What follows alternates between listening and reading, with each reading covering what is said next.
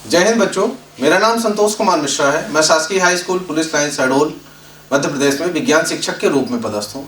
आज हम शिक्षा गुणवत्ता अभियान के तहत कक्षा 10वीं के कुछ महत्वपूर्ण विषय वस्तु के बारे में चर्चा करेंगे जो हार्ड स्पॉट के रूप में चिन्हित किए गए हैं, साथ ही साथ एग्जाम की दृष्टि से भी बहुत महत्वपूर्ण है। तो चलिए शुरू करें आज की कक्षा। सबसे पहला क्वेश्चन, वर्ण विक्षेपण किसे कहते हैं? प्रकाश का वर्ण विक्षेपण हम किसे कहते हैं? तो प्रकाश का वर्ण विक्षेपण समझने से पहले हम समझें कि प्रकाश वास्तव में किस कलर का होता है। हम लोग देखते हैं तो हम लोगों को प्रकाश जो है वो श्वेत रंग का ही दिखाई देता है, लेकिन वास्तव में ये श्वेत रंग का नहीं होता है। यह 7 रंगों से मिलकर बना होता है प्रकाश। और ये हम कब देखते हैं? जब हम प्रकाश की किरण को प्रिज्म से गुजारते हैं, तब वह 7 रंगों में विभक्त होता है। जब प्रकाश 7 रंगों में विभक्त होता है तो इस घटना को हम वर्ण विक्षेपण कहते हैं। क्या कहते हैं? वर्ण विक्षेपण। कैसे परिभाषित करेंगे? प्रकाश का अपने अवयवी 7 रंगों में विभक्त होने की घटना को हम वर्ण विक्षेपण कहते हैं। और इस घटना के बाद जो 7 रंग हमें प्राप्त होते हैं, पर्दे पे प्राप्त हो या कहीं भी प्राप्त हो रहे हैं, तो वो जो 7 रंग प्राप्त हो रहे हैं उन्हें हम वर्णक्रम कहते हैं। वो क्या कहलाते हैं? वर्णक्रम। तो यहाँ 2 चीजें हैं। पहली घटना है जिसे हम वर्ण विक्षेपण कहते हैं, जिसमें 7 रंगों में वो विभक्त होता है, और ये जो 7 रंग हमें पर्दे पर प्राप्त होते हैं उसे हम कहते हैं वर्णक्रम। अब आपको करना क्या है? जब आप चित्र बनाएंगे तो चित्र बनाते समय ध्यान रखिएगा, आपको एक शॉर्ट ट्रिक याद करना है। बैजा नीह पीनाला, हिंदी में हम क्या कहते हैं? बैजा नीह पीनाला। ये याद कर लीजिएगा, प्रैक्टिस कर लीजिएगा। और उसके बाद फिर आपको चित्र बनाना है। चित्र बनाने के लिए सबसे पहले आप इस तरह से बना दीजिए एक प्रिज्म। प्रिज्म में आप प्रकाश की किरण को लाइए। जब प्रकाश की किरण को लाएंगे तो यहाँ आपको एरो का निशान बनाना है कि यहाँ प्रकाश की किरण आ रही है। फिर प्रकाश की किरण को 7 रंगों में विभक्त करना है। ध्यान रखिएगा, 7 रंगों में आपको जैसा यहाँ दिख रहा है, यहीं से इसको आपको क्या कर देना है? 7 रंगों में विभक्त कर देना है। यहीं से कर देना है आपको।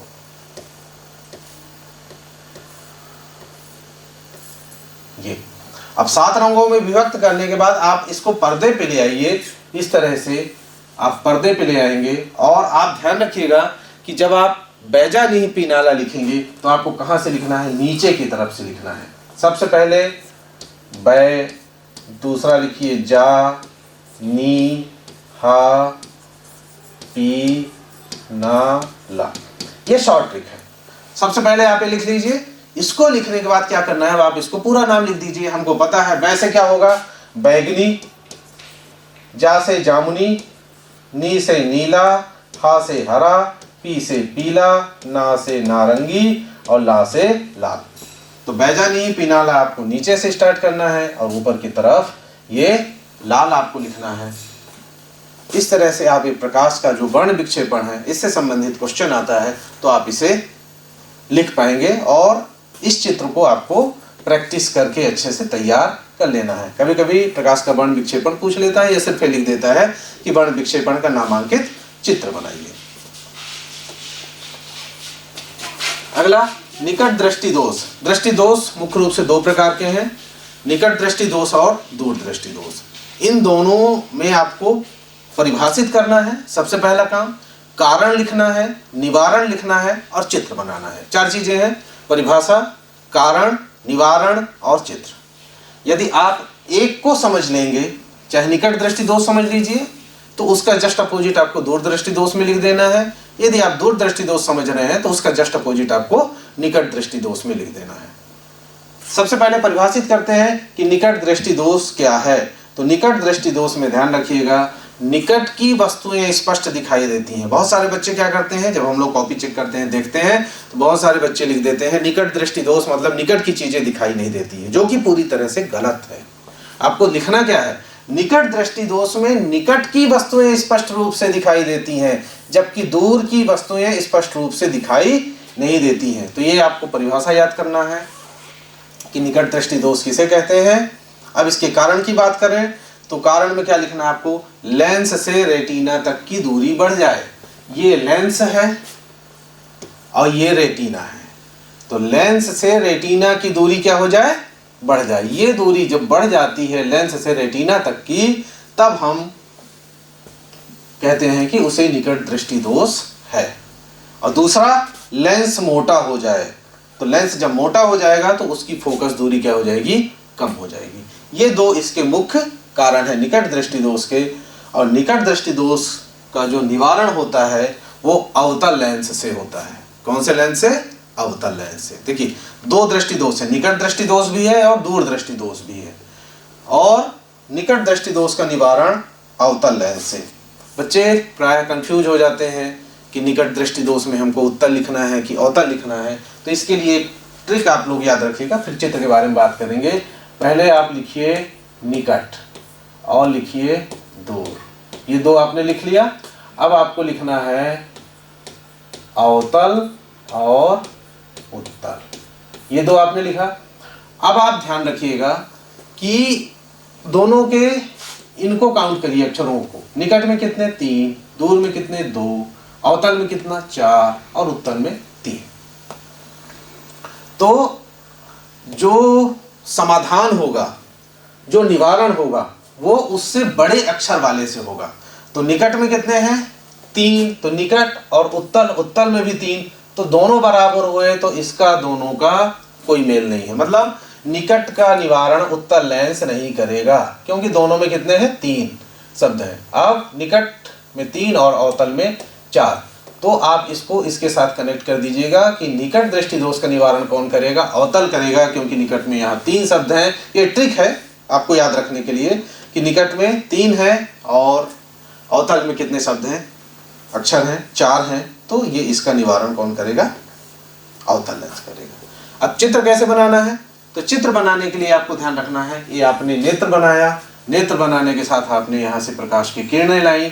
ये प्रकाश की किरणें जो है वो क्या होंगी? रेटिना के पहले ही मिल जाएंगी। प्रकाश की किरण रेटिना पे नहीं मिलेगी। यदि रेटिना पे मिल रही है मतलब उसको कोई दृष्टि दोष नहीं है, उसको सही दिखाई दे रहा है। लेकिन निकट दृष्टि दोष युक्त नेत्र में क्या होगा? प्रकाश की किरणें रेटिना में ना मिलके रेटिना के पहले ही मिल जाती हैं।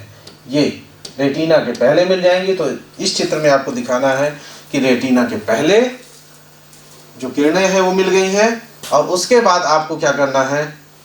इस दोष को दूर करना है। इस दोष को दूर करने के लिए आपको अवतल लेंस लगाना है। तो ये जो यहाँ है ये आपका चश्मा लग गया।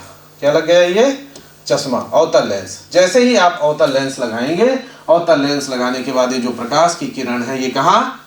फिर से रेटिना पे बनने लगेंगी, रेटिना पे मिलने लगेंगी। तो जैसे ही रेटिना पे मिलेंगी इस दोष का निवारण हो जाता है। लेंस 2 प्रकार के, उत्तल और अवतल। तो यहाँ क्या लगेगा? निकट दृष्टि दोष में अवतल। अवतल लेंस ध्यान रखिएगा इस तरह से बनाना है आपको, ये अवतल लेंस बनेगा।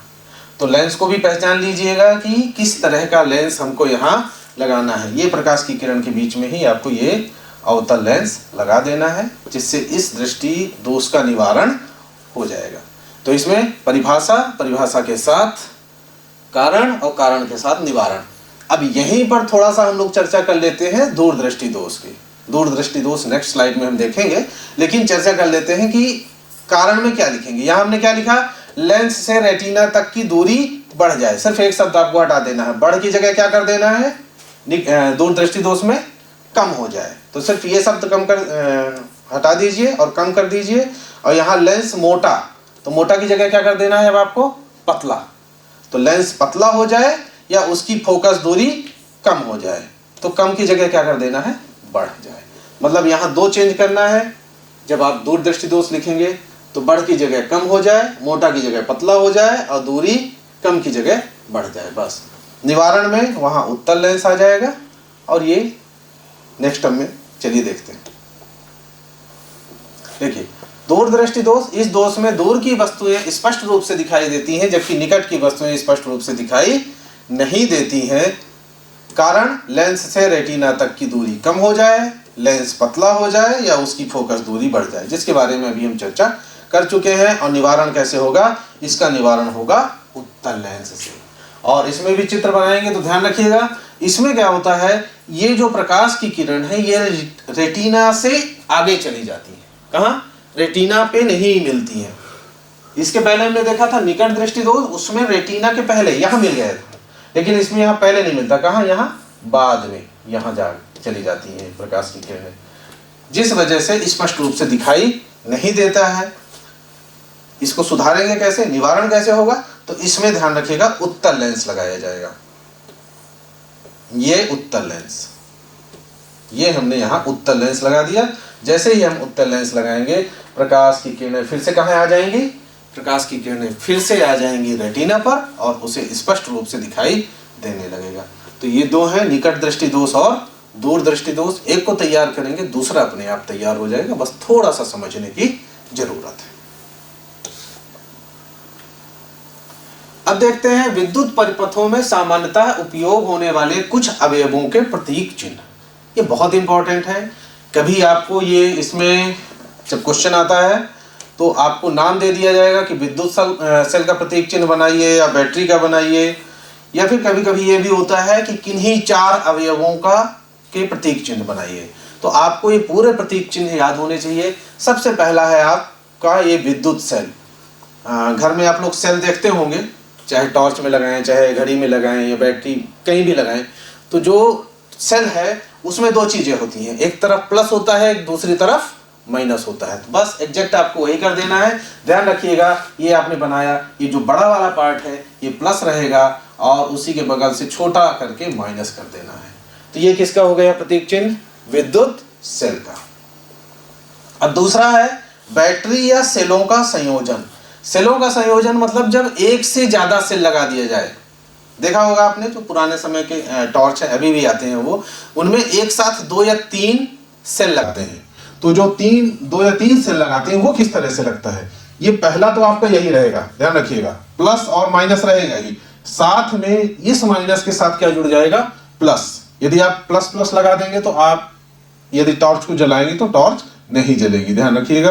तो आपको इस माइनस के साथ क्या करना है, यहां पर आपको प्लस लगा देना है। क्या करना है, यहां पर आपको लिखना नहीं है, ये बड़ा वाला साइन आ जाएगा। ये देखिए, ये बड़ा साइन, पहला ये, फिर छोटा, फिर इसी से जोड़ के ये बड़ा, फिर क्या हुआ, फिर छोटा, फिर बड़ा, फिर छोटा, यहां हमने लगा दिया ये लास्ट वाले में माइनस। तो शुरू में और लास्ट में, शुरू में प्लस रहेगा और लास्ट में माइनस रहेगा। चिन्हों का विशेष ध्यान रखना है। यदि आप चिन्ह गड़बड़ कर दिए या आपने इसे माइनस कर दिया तो गलत हो जाएगा। आपको यहाँ क्या करना है, ये प्लस ही करना है और ये लास्ट में माइनस करना है। तो ये बैटरी या सेलों का संयोजन हो गया। तीसरे नंबर पे है खुली प्लग कुंजी या स्विच। स्विच जो हम लोग घर में यूज करते हैं, बटन, वो उसके लिए क्या है, उसके लिए आपको सिंपल ये आप ब्रैकेट बनाइए, ये इधर, ये इधर, इस तरह से बना दिए। तो ये कैसे है, खुली कुंजी, और बंद करना है तो इसके बीच में आप डॉट लगा दीजिए, तो ये हो जाएगा बंद। ये तो ये 4 हो गए। 5वें नंबर पे है तार संधि। तार को जिस तरह से जोड़ा जाता है, तो तार को जोड़ने के लिए ये लीजिए, जहां जुड़ा है वहां इस तरीके से बना दीजिए। ये बन गया आपका तार संधि। तो ये इंपॉर्टेंट है, इनकी प्रैक्टिस कीजिए बार बार। नेक्स्ट, बिना संधि के तार क्रॉसिंग। संधि नहीं होगी लेकिन तार क्रॉस करेंगे एक दूसरे को। तो किस तरह से, सबसे पहले ये तार, सबसे पहले ये तार, और इसी के पीछे से, ध्यान रखिएगा, इसी के पीछे से दूसरा तार। तो ये बिना संधि के तार क्रॉसिंग है। तार क्रॉस करेगा लेकिन जुड़ेंगे नहीं एक दूसरे से, दोनों तार स्वतंत्र रूप से होंगे। तो ये तार क्रॉसिंग हो गया। विद्युत बल्ब देखिए, ये बल्ब जो हम लोग यूज करते हैं, बहुत सरल, ये बना दिया आपने, विद्युत बल्ब का हो गया। प्रतिरोध में आपको क्या करना है, ये आपने प्रतिरोध बना दिया। और परिवर्ती प्रतिरोधक में क्या करना है, परिवर्ती प्रतिरोधक में यहां बस आपको एक एरो का निशान लगा देना है। क्या करना है, प्रतिरोध में एरो का निशान लगा देना है, तो वो परिवर्ती प्रतिरोध बन जाएगा। उसके बाद 2 चीजें और बची, एमीटर और वोल्ट मीटर। एमीटर के लिए क्या करना है, एमीटर आप पहले लिख दीजिए, ए मींस एमीटर, और इधर दोनों तरफ, एक तरफ क्या होगा, प्लस होगा, दूसरी तरफ माइनस। वोल्ट मीटर में भी यही बिल्कुल same, V means volt metre, इधर माइनस और इधर प्लस। इस तरह से ये कुल 11 प्रतीक चिन्ह है, इंपॉर्टेंट है परीक्षा की दृष्टि से, बस इनको समझना है और प्रैक्टिस करना है। अब इसके बाद करते हैं चुंबकीय क्षेत्र रेखाओं के 3 गुण लिखिए। चुंबकीय क्षेत्र रेखा, इसमें 2 क्वेश्चन आते हैं। पहला क्वेश्चन आता है कि चुंबकीय क्षेत्र रेखाओं के गुण लिखिए, और कभी कभी क्वेश्चन आ जाता है कि चुंबकीय क्षेत्र, किसी क्षण चुंबक के चारों ओर चुंबकीय क्षेत्र रेखाएं खींचिए। तो इससे 2 क्वेश्चन आपके कवर हो रहे हैं। सबसे पहला गुण और दूसरे नंबर पे ये चित्र।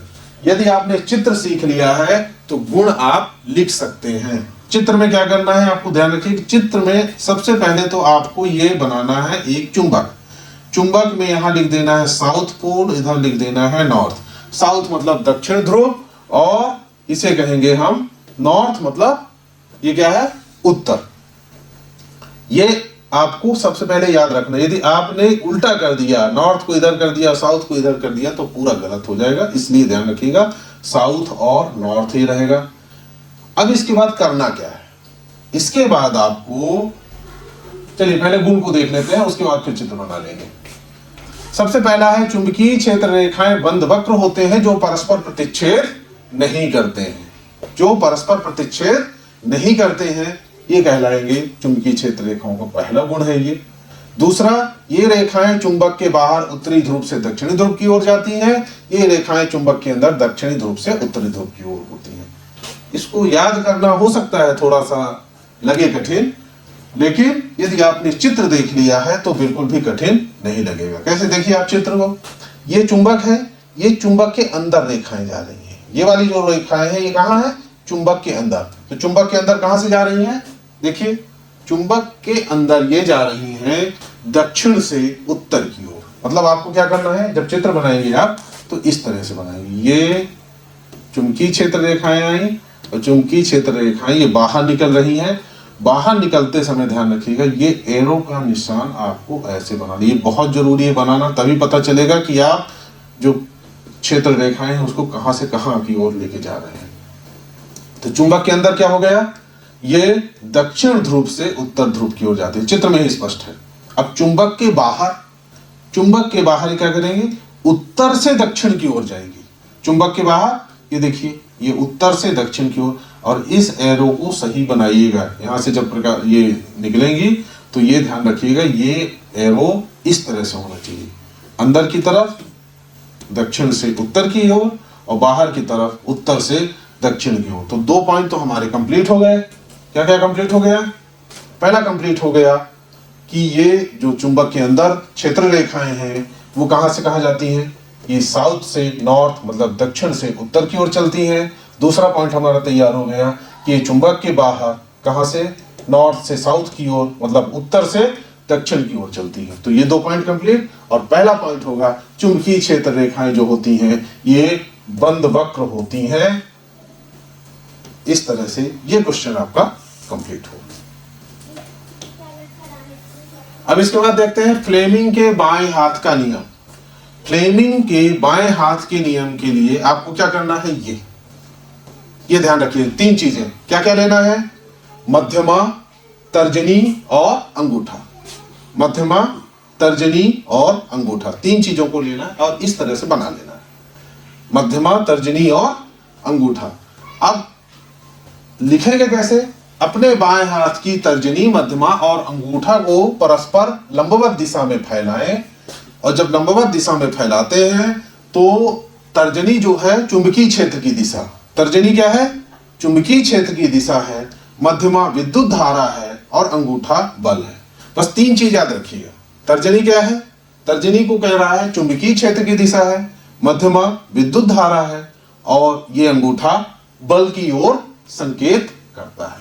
तो 3 चीजें बहुत इंपॉर्टेंट है, इन तीनों को याद करिए। आपका तर्जनी चुंबकीय क्षेत्र है, आपका अंगूठा जो है वो बल है और मध्यमा जो है वो विद्युत धारा की ओर संकेत करता है।